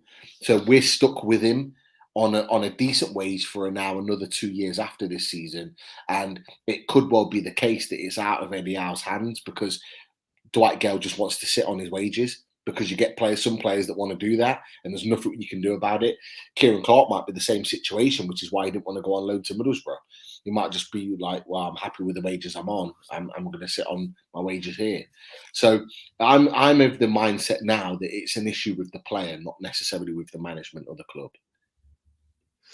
Yeah, I agree. I think that's a great point. I think obviously with Dwight Gayle, like you said, he has come on at times when it's been an important stage in the season and he just hasn't stepped up, unfortunately. The only thing I'd say about Wood, and obviously like you've said, he has proven that he can score goals. Do you worry about him struggling on his own up top? No, providing that we provide the service. So you get some strikers that will force defenders' hands and play a certain way where they can dictate whether they're going to score the goals or not because of their own ability and the style in which they play. So you've got Callum Wilson that stretches the lines, he stretches he runs into the channels, he pulls defenders all over the place to allow others to come into play. Chris Wood's not like that. Chris Wood is this. He reminds me of what Alan Shearer was the last 2 or 3 years of his career, in terms of he was more of a back to goal striker, that physical presence up there. You put the balls into him, he'll battle, he'll get flick-ons, he'll hold the ball up and allow us to play forward. He's that type of striker. He's not going to do what Callum Wilson does, and they would know that because they've spent 25 million on him. They would have done their homework, we would assume, to know the type of player he is. What we now need to do is play a way which is going to involve him in the game. Because I think when we do that, I think we'll actually create more chances. But, we've got people from midfield now, Guimaraes, we've got Shelvey that can deliver passes that are going to cut through the lines and create chances for him. You've got Matt Targett, you've got Kieran Trippier that can whip balls in from deep into dangerous areas that have got good delivery. We've got Ryan Fraser that on his day can deliver very, very good balls as well. We forget he's got, before he came to Newcastle, had a fantastic assist record. So we've got players that can give him the service. They now need to give him the service. And I'm convinced that if we give him the service, he will score goals. That for me is what needs to happen now. We need to kind of evolve our game to play around him, because he's our main man. Callum Wilson's missing most of the season now. He's our main man. We have nobody else. So we need to play through him to ensure that we get goals. Go back to the Alan Shearer point. Alan Shearer was that physical presence, but what we had is someone like Craig Bellamy in and around him, who was like a whippersnapper. He was all over the place, full of running. Is it going to be that Dwight Gayle was that guy, as you mentioned, playing alongside him? Or are we going to get, as Tony mentioned, which was a great point as well, are we going to get Willock running from deep, in and behind things? But we've got to play through Chris Wood to allow either one of those things to happen. Yeah, 100% agree. And then Tom's followed on with this comment, which says, what will happen if Wood and Gayle get injured and we'll have no strikers? And yeah, that's a massive worry. I'm hoping that doesn't happen, because that would be an absolute tragedy, especially in a relegation season. But obviously, I suppose you'd be left with the options of putting Joe Linton back up top, which I wouldn't want to see in an ideal world, because yes, he can hold the ball up, but he's better in midfield, and I think that would massively knock his confidence, put him back to where he was a few months ago, and I just don't think we should go there. Saint-Maximin as well, he's played up top before. Not a big fan of him up top, if I'm being honest. Again, I think you get more of him, the best out of him on that left-hand side. And then I suppose if it came really down to a push, you'd have to play some of the youth players, but I'm just hoping that doesn't happen. I mean, my God, that would be awful, wouldn't it be? It would, but you've just mentioned a player there that I'm probably more concerned about, and that's Allan Saint-Maximin. Now, in the 2 years that Allan Saint-Maximin's been at Newcastle, he's picked up a big injury every season and been out for a length of time. And I say injury. Last year it was COVID. He was out for the best part of 10 weeks with that, because he had long COVID. He hasn't had that type of major injury yet, which is great, because he's played a lot of football this season. He's played a lot of 90 minutes this season, which shows progression. But what I worry about is that between now and the end of the season, is he going to pick up a big injury that's going to put him out for a long time? Because look, there's no doubt about it. He has massive amounts of creativity. He's scored 5 goals for us this season already, which is one of his better totals for us at the club. He's the one I worry about more so. Chris Wood's record injury-wise is not too bad. Dwight Gayle has to play in order to get injured, and he's not playing at the moment. So I don't necessarily worry about him or Wood. I do worry about Saint-Maximin though. I really do, because we're losing something significant if we lose him and Callum Wilson as well. And then it just highlights the point that we needed Lingard more than anything, because you made a good point. Lingard, although he's not a striker, from an attacking midfield position, does score goals and he does create chances. So even with Allan Saint-Maximin being injured, you could bring him in on the left-hand side and you could still get away with it. We haven't got that luxury now, and that's a worry. Yeah, for me, currently, I don't think we have anyone in that midfield that you feel confident can chip in with goals. I think the only person you look at is probably Joe Willock, and he isn't in the best run of form. Do you think he'll now step up, that Bruno's in the team? Do you think we'll see an improvement from him?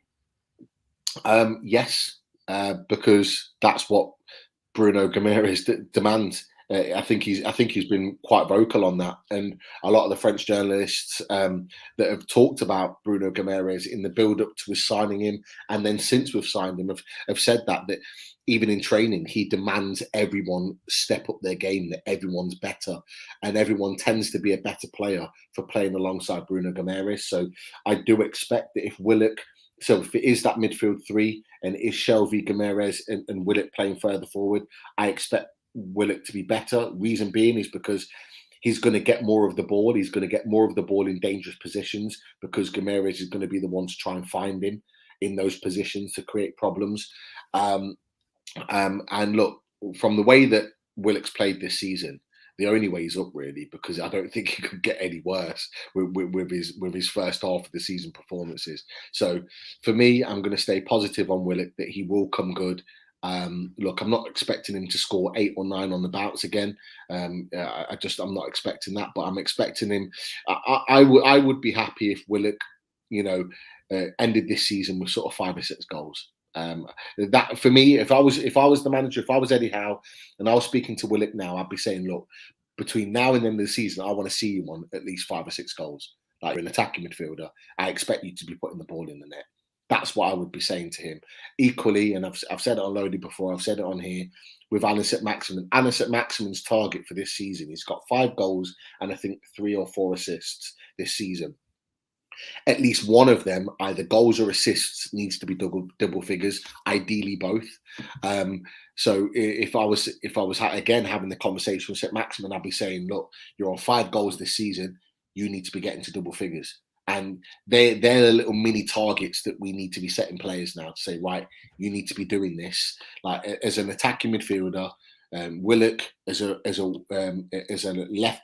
left-hand side winger, Saint-Maximin, these are the targets that I'm setting you. Yeah, I agree, and I hope to see the best out of Willock at some point this season, because I think he needs it for his confidence, if anything. He's still young, came to Newcastle, which was a big decision for him, being at Arsenal throughout his whole life, going through the youth academy there, and he just hasn't hit it this season, unfortunately. And staying on the striker topic, Steve has said, do you think Wilson will kick a ball for Newcastle again, like he's out until the end of the season? I do. I think he'll be back. When that is, who knows? The one thing that you can't argue is that he's going to do everything he possibly can to get back into the team. I think this injury's really hit him hard for 2 reasons. One, it looks like a bad injury, a real bad injury. But 2, for the first time since he's been at Newcastle, for this injury, I think he's been getting a little bit of stick, not just from the fans, but from the media, because we've always alluded to the fact that he can't stay fit. And I think this season he really wanted to prove that he was a striker that could kind of get through the majority of the season and play. He's already had 5 weeks out with his thigh injury. Now he's picked up this injury. He's not really kind of putting himself in a good light in terms of being a striker that's always fit. So I think this has probably really hit him hard. So he's going to be trying everything to get back as quickly as possible. And I do think even if it's 4 or 5 games, I think he'll be back. He'll be back earlier than anticipated, because I think he'll be working really, really hard to do so. And the one thing that we're forgetting is that Eddie Howe said that he's working. They've kind of like sent him off to work with some specialists. That's the kind of thing that Newcastle will do now. Whereas we would just deal with an injury in-house. What we're now doing is we're financing him to go and see the best of the best, to be looked after properly. Something that we weren't doing under Mike Ashley. So I think that can only be a good thing in getting him back sooner. What about you? Yeah, for me, I think that's a great point that you made about obviously like paying for better kind of doctors and proper treatment rather than just trying to deal with stuff in the club, and players were out for a long time, you know, and obviously our facilities aren't the greatest. I think we need to remember that as well currently. But yeah, for me, I think Wilson, I have a feeling that I don't think like he's going to be back quicker than anticipated. I think he'll be out pretty much till the last games of the season, but I do think he'll be back with a few games remaining, and I think we'll probably see him start some of those games. By that point, I feel like it's too late for him to really do anything. So, to be honest, I'm not looking forward to it too much, because I think if he's back for 3-4 games, you know, our fate will be pretty much sealed by then, unless it does go down to the wire at that Burnley game, which I think is a possibility. And then I wouldn't want to be Callum Wilson then, because that would be so much pressure. But a great point raised here, which I wasn't actually aware of, is apparently there's no option to buy for Targett, and I wasn't aware of that. So, are you disappointed with that? Let's see. let's see how he plays it. If he has a blinder, then yeah, I'd be gutted to lose him. But look, let's face it. Luca Dean is going to start week in, week out for Aston Villa, and I think there's a reason why they brought him in. It's very, very clear, and it will be to Matty Targett that Luca Dean is their number one, and he's a talented boy. I'm not surprised by that. Whereas I think if Matty Targett has a good spell with us, there'll be a conversation in the summer to say, look, let's make it permanent, and we'll pay a fee for him. And I'm sure, you know, he seems really excited. He's the one that's not really been talked about the most, but in his interview, he seems genuinely happy to be at Newcastle, and he seems really happy to the fact that he's been given the chance to make the move. I think, without knowing for sure, that as soon as Luca Dean came in, he's gone to Steven Gerrard and gone, well, am I going to play? If I'm not going to play, I want to go and play elsewhere. There's other players that would have just gone and would have been happy to be a part of the squad because they're having a decent season and playing well. What I like about him is his attitude, because I think he's gone, you know what, if I'm not playing every week, I'm going to go somewhere where I am going to play every week. I think he's like 26 years old. He's still not even in his prime yet as a professional footballer. So I like the fact that he's likely to have done that and gone, well, I want to go and play. And they've sorted out a loan move for him. I think he's got all the credentials to have a really good spell with us. It's not the first time we tried to sign him. We nearly signed him under Rafa Benitez when he was at Southampton. So I think he'll do a good job. And going back to the point, the option in the loan is not the end of the world. I think if we really wanted to sign him in the summer, I think we could. Yeah, and by the sounds of it, his attitude is completely the opposite to that of Jamal Lewis. And that's something I wanted to ask you, Pete. I mean, obviously we've seen that Jamal Lewis has been left out of the 25-man squad, chose kind of to stay within the team and not make that loan move. Do you think that's a bad attitude for a player so young? There's a couple of things. There's a couple of things about this that I mentioned. For one, I'm absolutely gutted that he's not in the 25, because I really do believe that there's a player in Jamal Lewis. I really think, you know, just before he got his hamstring injury away at Liverpool, he was really starting to develop and play well in the couple of games that he played. And you could really see there was a player coming out in him. And you could tell that Eddie Howe had done something with him to make him play better. However,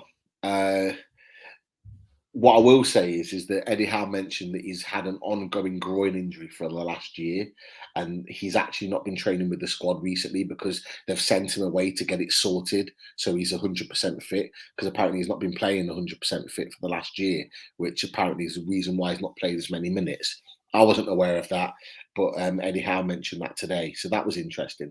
The other thing that I'll say is, and it kind of fits in with Kieran Clark as well, it's a really difficult situation to be in as a professional footballer, that 1 minute you're training and playing regularly for a team, and then without any warning or notice, you're then told, right, we want you to go out on loan, or you're not going to be in the 25-man squad.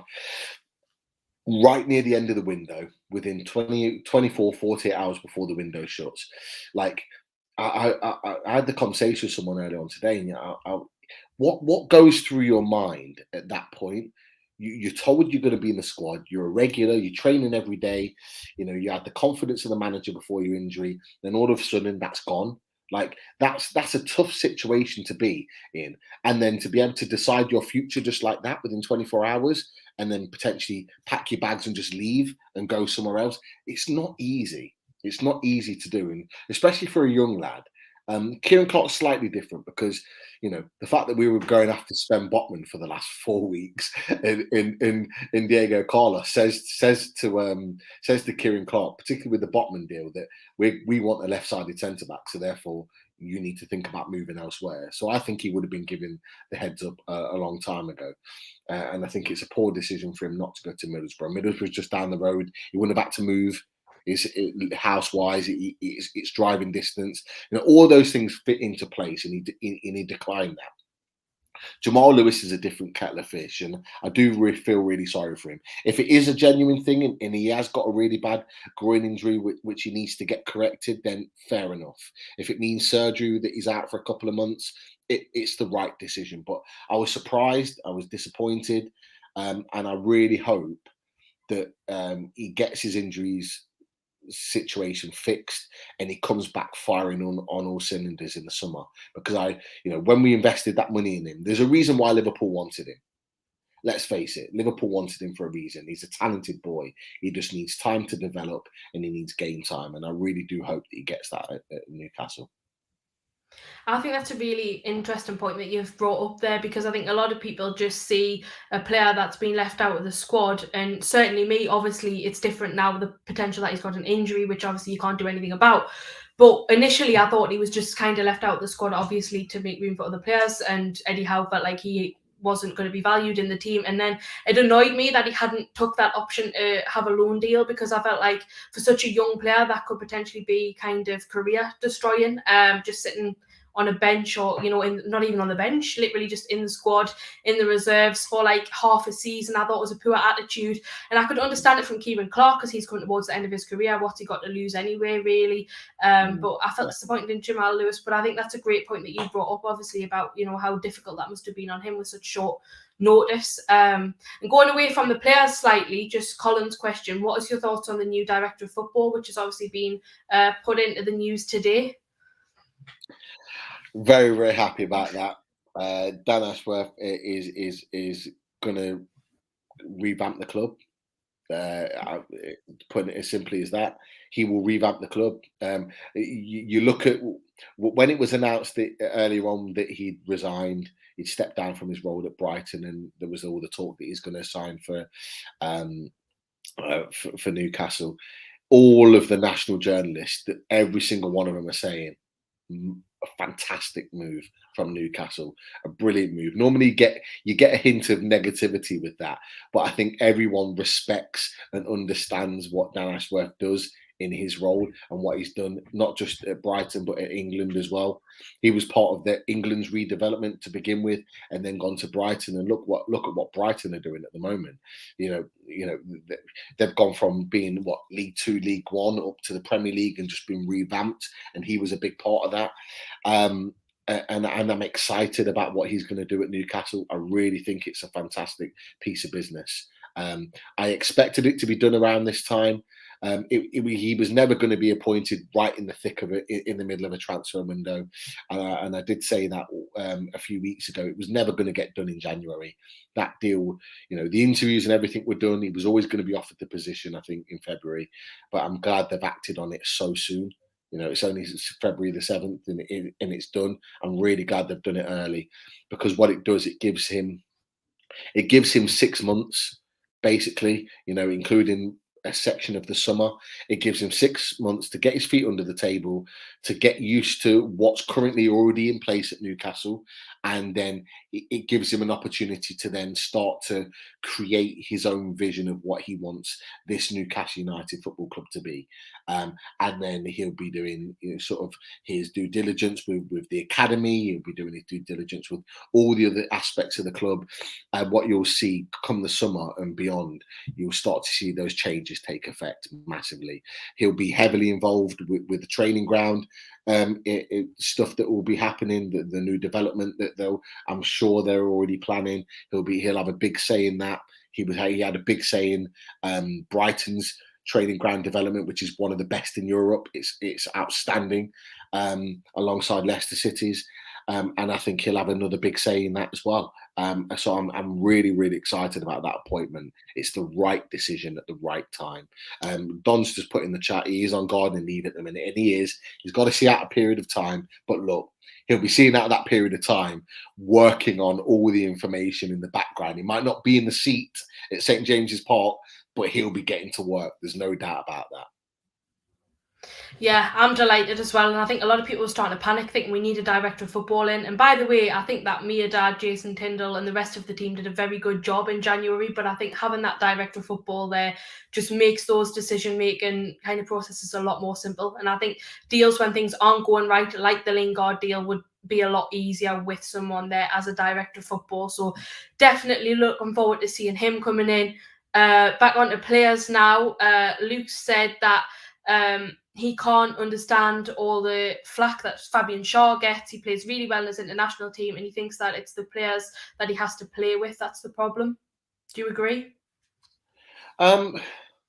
Sometimes I question Schar's attitude in games.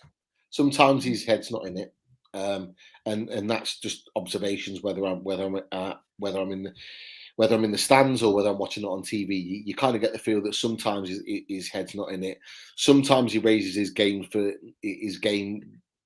when he's playing against a big team. You tend to see him play better, and you're kind of thinking, oh, is he playing for a move? Is he playing because he wants to put himself in the shop window? His contract finishes in less than 6 months, so you kind of ask the question, is that what he's doing it for?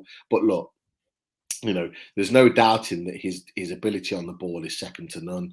There's no doubting that his performance against Leeds was the reason why we got a clean sheet and the reason why we won the game. He played a huge part in that, and he was fantastic. It's the one game that I've watched him and thought, you know what, you were a real leader today. You really led the line fantastically well, better than our captain. It's the first time I could actually really say that, because he's never really led by example. He's always been the kind of the second fiddle. So yeah, he has been very patchy, but look, he's a terrific ball playing centre back. I think he'll thrive playing with Dan Burn. I think I'm really excited about the fact that we'd have two centre backs that are both comfortable on the ball, that can both bring the ball out, that can both kind of keep the transition of play well at the back as well as in midfield. I think that can only help us in controlling games. So I would look, I'm excited about seeing what those two could do together as a pairing. But yeah, obviously the big obstacle is the captain and whether Eddie Howe's kind of going to make the big decision in dropping him. But yeah, what are your thoughts about Shearer? Do you agree, or do you think he's always played well for us?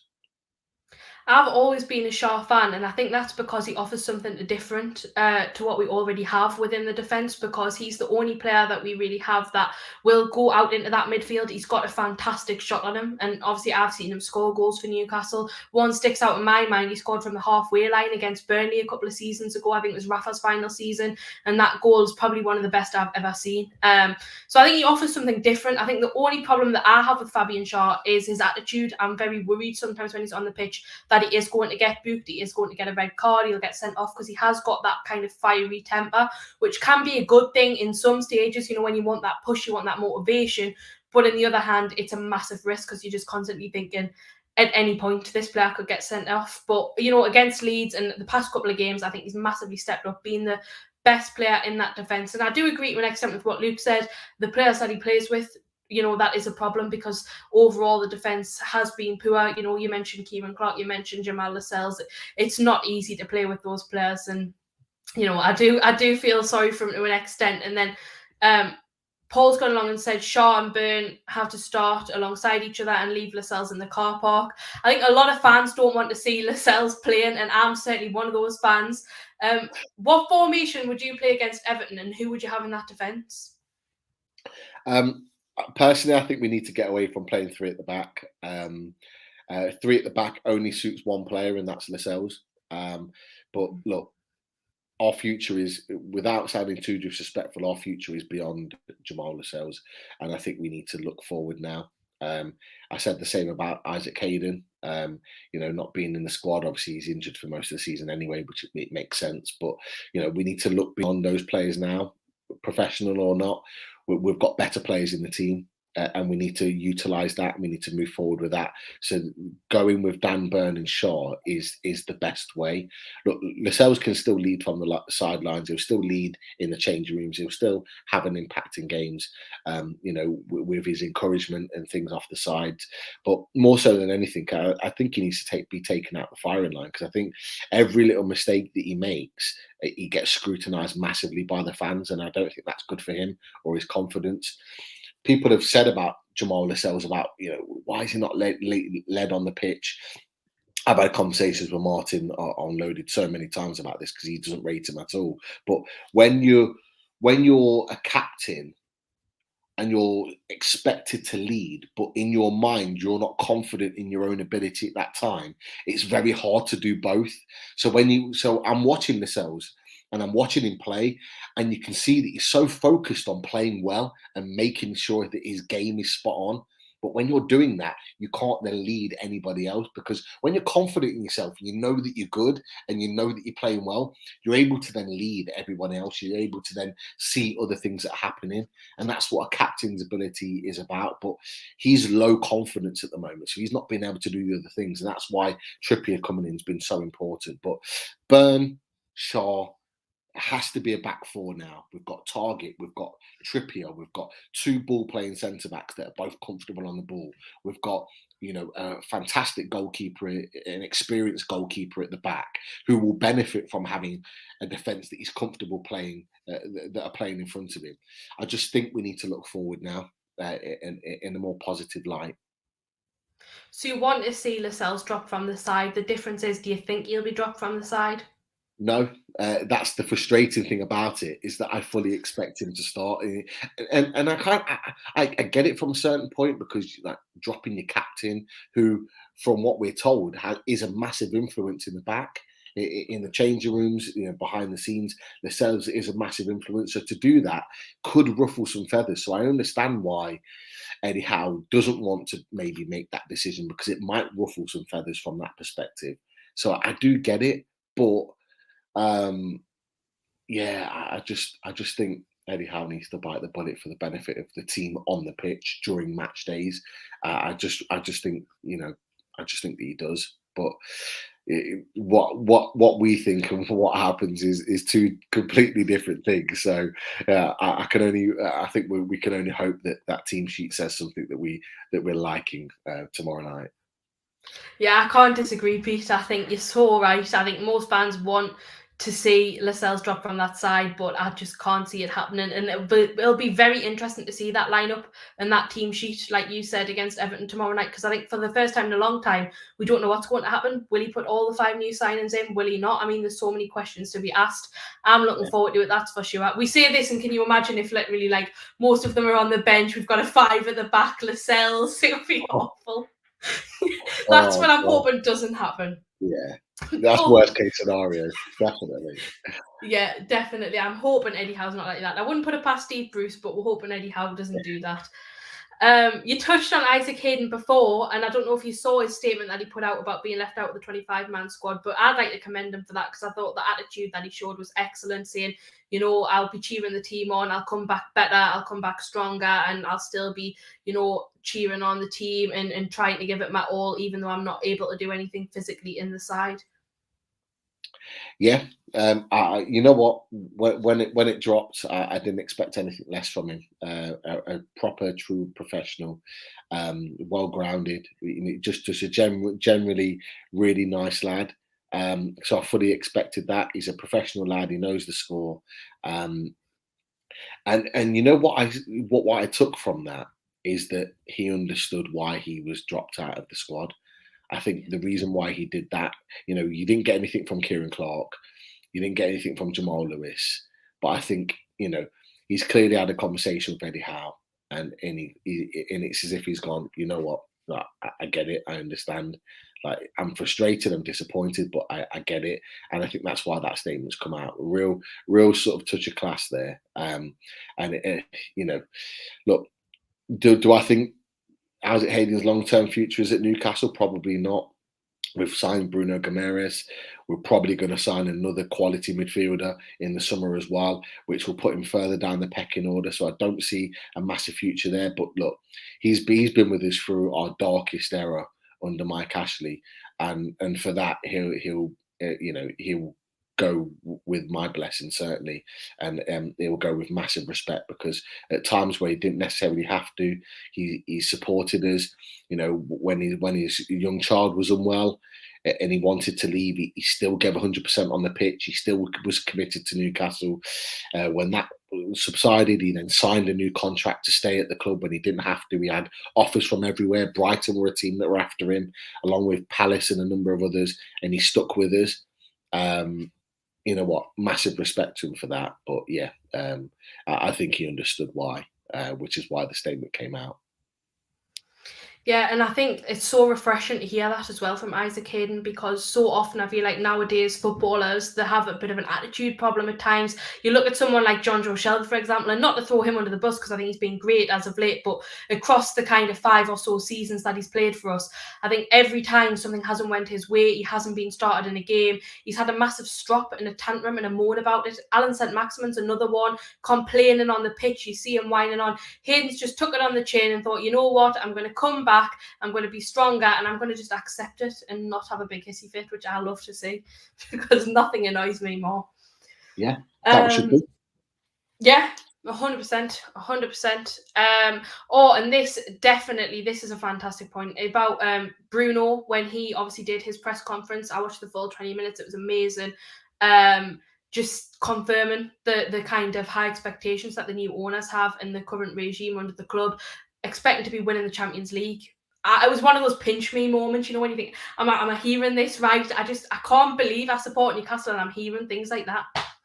Yeah, it's not a surprise that that Sven Botman and Bruno Guimaraes have both said the same thing. It doesn't surprise me that they've both talked about the project and they've both talked about the plans that Newcastle have, and the fact that Sven Botman put us alongside Man City and PSG in terms of their projects tells you everything you need to know of what's been said to him in a conversation and what's been said to Bruno Guimaraes in the conversation. But Bruno Guimaraes has gone one step further and actually told us what they want to achieve, which is basically they want to be playing Champions League football and eventually winning the Champions League football within this period of time. And that just shows the ambition of the club. And if your marquee signings going into a press conference and telling the world that these owners want the biggest and they want the best, that's going to get players across Europe going to be thinking, like some of the top players thinking, you know what, let's build with this team in the summer. Let's hope that they stay in the Premier League, and then let's build with them. And you're going to get a lot of good players really interested. The one thing I want to see is, and like, I'm being ambitious here, I'm being honest, but the day that we guarantee our Premier League survival, I fully expect a bid of around 50 million euros going in for Sven Botman in the same afternoon, because we need to secure him as soon as possible, because there'll be a lot of teams sniffing. What we need to do, which we've never done under Mike Ashley, is get a lot of our business done early, because teams are going to be waiting and waiting and waiting. We've got the money to go, right, we want that player, let's get him now. And we want players like Sven Botman signed up early. contracts done, everything signed, ready to start with us on July the 1st pre-season. That's what I want us to do. And some of these top players that we we didn't get in the summer, and really kind of make a statement. Sven Botman's a perfect statement. Someone like Darwin Núñez at Benfica as a young striker. Couldn't get him in January. Let's go get him in the summer. Let's really kind of make teams stand up and notice. And let's really hit the ground running in the Premier League next season. Because I tell you what, if we do that, there's no reason why we can't have a really good season if we sign well and start well. So yeah, I'm excited for sure. Yeah, you see signing like someone like Botman feels like a dream, but the thing is, it's actually realistic now, which feels crazy to say. It's just, you feel like everything's possible. And I think when you hear new players come into the club and say things like that, you just think we're going to go on a really, really exciting journey. And with Bruno, a few people's tipped him as a player that we could potentially start to build the team around, building a new side around. Do you think he could be that player? Definitely. I thought Sven Botman could be that player, but Bruno Guimaraes is certainly that player, and he's a talent. And there are players like, for example, Callum Wilson that signed for Newcastle because of the likes of Allan Saint-Maximin. He was quite open and honest and said, looked at the squads between us and Villa. I looked at Saint-Maximin and thought, I want to play with him. Other teams, other players in Europe are going to look at Bruno Guimaraes and go, I want to play with him because he's going to excite us. Look, he's not a massive goal scorer. The stats that everyone talks about are not massive, but the way in which he controls a game, his enthusiasm, it's infectious, and he's really gonna turn it on for sure. I've got no doubt about it, and he's going to make players want to come and play with him. And I wouldn't be surprised if a big goes in the summer for his best mate at Lyon, Lucas Paqueta, who's a fantastic attacking midfielder, and they're in sync with each other. They're just like absolute best mates, and it wouldn't surprise me if we go in and sign a player of his ability. And look, Lucas Paqueta is arguably better than Bruno Guimaraes as a player, and it wouldn't surprise me if we go and do that and really kind of get tongues wagging that we're signing those Champions League elite level quality players. And that's it. Like you just said, Holly, it's crazy that we're talking about these players and that they could potentially come to Newcastle, but it's a reality. And look, we've been waiting 4 years for this, so let's enjoy it. Let's enjoy it for as long as it lasts. Yeah, I would certainly love to see that. I think right before we wrap up, we'll quickly, I know we have touched on it throughout the show, but we'll touch on the Everton game, obviously with it being tomorrow night. This comment here says that they think that Everton deliberately played rubbish for Benitez, and now they think they're going to play better for Lampard, and so they're worrying a little bit about tomorrow. Are you worried they're going to have that new manager bounce, or do you think we're going to be totally unaffected and we're going to have the upper hand? Look, I think they've already had that new manager bounce with the result they had at the weekend. Yeah. But this is Premier League football, and it's very different. And you've got to remember that they haven't been picking up good results. They've got injuries to important players. Decore is a big player for them. And we've got to remember that Brentford are not playing well. Brentford are dreadful at the moment. They're playing dreadful football at the moment. So that 4-1 result didn't surprise me at all, with Everton certainly being at home. So those things can be masked slightly, but this is Premier League football. And they're not on great form. They've just lost their best centre-back in Ben Godfrey, who's going to be out apparently potentially the season. So that's a big loss to them. Decore is going to be out for another 3 weeks. Calvert-Lewin hasn't trained with the team up until Saturday morning. He hadn't trained with the team, so it's not likely that even if he's out or if he's fit, he won't start. So they're going into the game depleted, whereas we're going in with 5 new players or certainly 3 new players, and we're looking strong. And we're at home, and we've got 52,000 fans backing us. I'm not worried. I'm really not. And look, Everton's record at St James's Park in recent years hasn't been great either. they don't travel well to us. So let's ensure that continues tomorrow night and we get the 3 points. 100%. I'm hoping Jordan Pickford starts because he always seems to gift us the win. I think that'll definitely be an advantage for us. And not to put you on the spot, but not necessarily what you think we'll play. What team would you like to see us put out? Okay. Dubravka in goal. Trippier right back. Burn and Schar centre backs. And Matt Targett left back. In midfield. Oh, this is interesting. Okay. Well, so I'm gonna go midfield 3. I'm gonna go Shelvey, Guimaraes, and Willock. And I would then that's a tough one because I'm missing out Joe Linton. Yeah, I'm going to go Guimaraes, Shelvey, and Willock. I'm going to go Maxi on the left. I'm going to go Ryan Fraser on the right. And I'm going to go Wood up top. Joe Linton's trained, but he's still struggling with his groin a little bit. Bring him on to be the enforcer when we're in front. And when Everton are trying to get at us, let him be the enforcer then later on in the game and put a stop to them attacking us. So yeah, I'm going to go with those 3 in the midfield.